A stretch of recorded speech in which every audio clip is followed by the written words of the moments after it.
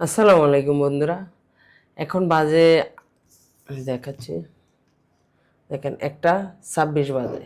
এখন আমি আমার অফিসে বসে আছি, কারণ রাত্রে আজকে রডের গাড়ি আসবে, এটা রিসিভ করতে হবে এবং আমার ওয়ার্কার দিয়ে নামাইতে হবে। এই জন্য আমার এখানে থাকা,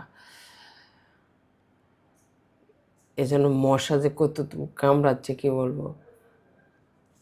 এই জন্য একটা কয়েল জ্বালানি নিলাম।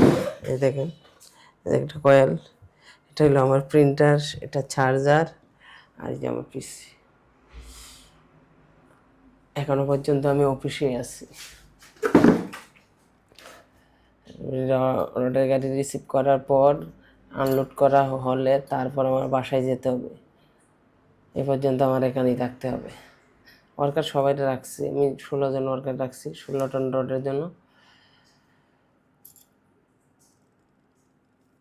তাই এটাই আছে। আমার জন্য দোয়া করবেন সবাই,